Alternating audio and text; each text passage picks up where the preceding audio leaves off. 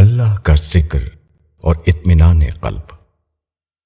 قرآن میں اللہ تعالیٰ نے اپنے ذکر کو دلوں کے اطمینان کا ذریعہ بتایا ہے۔ الرعد آیت 28۔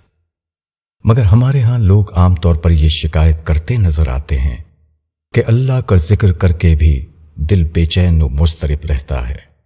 وہ صبح و شام تسبیحات پڑھتے ہیں مگر پھر بھی زندگی حزن و ملال اور بے چینی و انتشار میں گزرتی ہے۔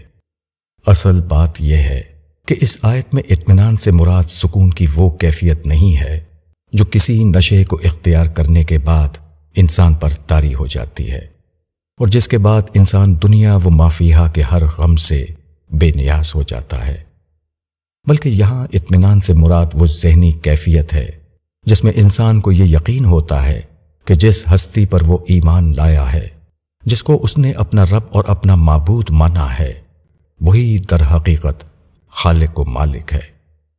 اسی کے ہاتھ میں کل کائنات کی بادشاہی ہے اور جس نے اپنا ہاتھ اس کے ہاتھ میں دے دیا، اللہ تعالیٰ اسے کبھی رسوا اور محروم نہیں کرے گا۔ تاہم یہ یقین اللہ کے جس ذکر سے پیدا ہوتا ہے وہ محض تسبیح پر انگلیاں پھیرنے کا عمل نہیں بلکہ اس کی یاد میں جینے کا نام ہے۔ یہ محض کچھ اذکار کو زبان سے ادا کرنے کا عمل نہیں، اس کے ذکر سے منہ میں شیرینی گھل جانے کا نام ہے۔ یہ اس کے نام کی مالا جپنے کا عمل نہیں، ہمہ وقت اللہ تعالیٰ کو اپنے ساتھ سمجھنے کی کیفیت کا نام ہے۔ یہ اللہ کا ورد کرنے کا عمل نہیں، رب کی محبت اور اس کے ڈر میں زندگی گزارنے کا نام ہے۔ اس یاد کی بڑی خوبصورت تعبیر اگر فیض کے الفاظ مستعار لیں تو کچھ یوں ہے: رات یوں دل میں تیری بھولی ہوئی یاد آئی، جیسے ویرانے میں چپکے سے باہر آ جائے، جیسے صحراؤں میں ہولے سے چلے باد نسیم، جیسے بیمار کو بے وجہ قرار آ جائے۔ قرآن نے اس بات کو واضح کیا ہے کہ اطمینان قلب کی وہ کیفیت جس میں انسان کو نہ کوئی خوف ہوتا ہے اور نہ کوئی اندیشہ، اللہ کے دوستوں کو عطا کی جاتی ہے۔ فرمایا، سن لو کہ اللہ کے دوستوں کے لیے کوئی خوف ہے اور نہ کوئی اندیشہ۔ یہ وہ لوگ ہیں جو ایمان لائے اور اللہ سے ڈرتے رہے، ان کے لیے خوشخبری ہے دنیا کی زندگی میں بھی اور آخرت میں بھی۔ اللہ کی باتوں میں کوئی تبدیلی نہیں ہو سکتی، یہی بڑی کامیابی ہے۔ سورہ یونس۔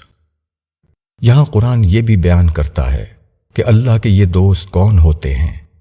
یہ کوئی بزرگ قسم کے لوگ نہیں بلکہ وہ سچے اہل ایمان ہیں جو اپنے ایمان کا ثبوت تقوی سے دیتے ہیں، یعنی رب کی یاد ان کا احاطہ اس طرح کر لیتی ہے کہ زندگی کے ہر کمزور لمحے میں وہ یہ سوچ کر گناہ سے بچتے ہیں کہ اللہ میرے ساتھ ہے اور مجھے دیکھ رہا ہے۔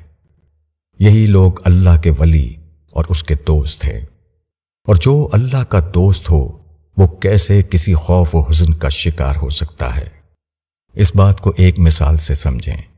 کسی ملک کے صدر یا وزیر اعظم سے، جو ملک کا طاقتور ترین شخص ہوتا ہے، اگر کسی شخص کی براہ راست دوستی ہو جائے تو پھر اس ملک کا کوئی سرکاری محکمہ اسے تنگ نہیں کر سکتا، کہیں اس کا کام پھنس نہیں سکتا۔ جب ایک فانی انسان کا یہ حال ہے تو جن لوگوں کو اللہ تعالیٰ اپنا دوست قرار دے دے ان کے معاملات کا اندازہ کیا جا سکتا ہے۔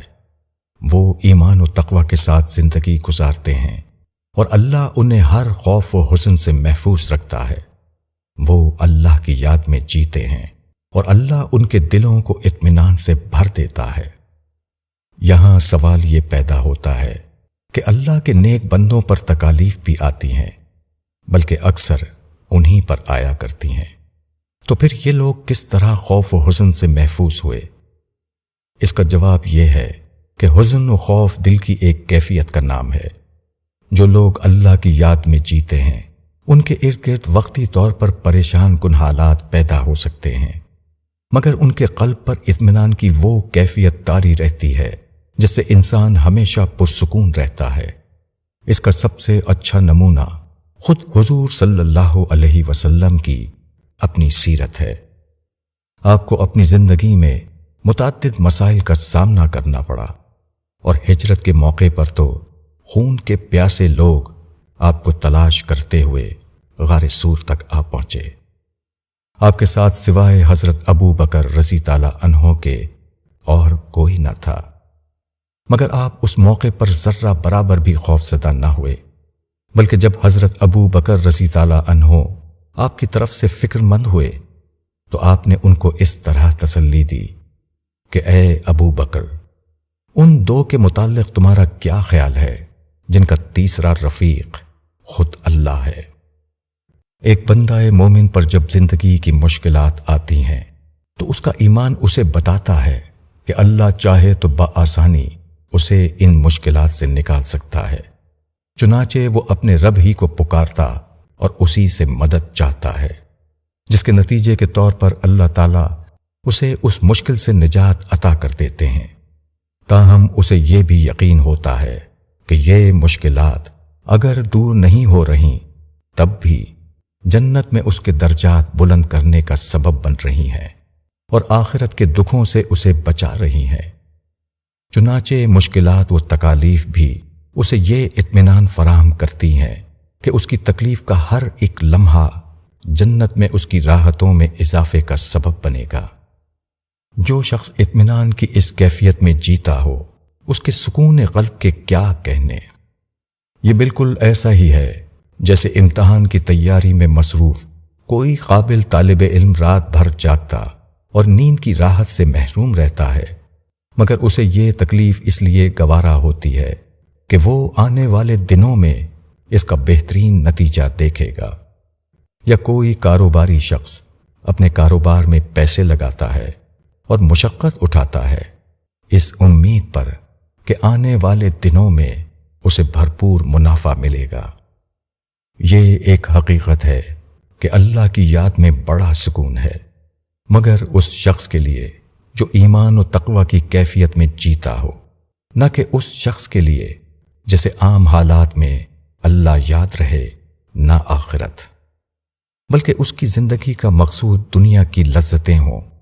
ہاں، اسے کبھی تکلیف پہنچ جائے تو اس تکلیف سے نجات پانے کے لیے وہ وظیفے پڑھنا شروع کر دے اور سمجھے کہ یہ اللہ کی یاد ہے جس سے اسے سکون مل جائے گا۔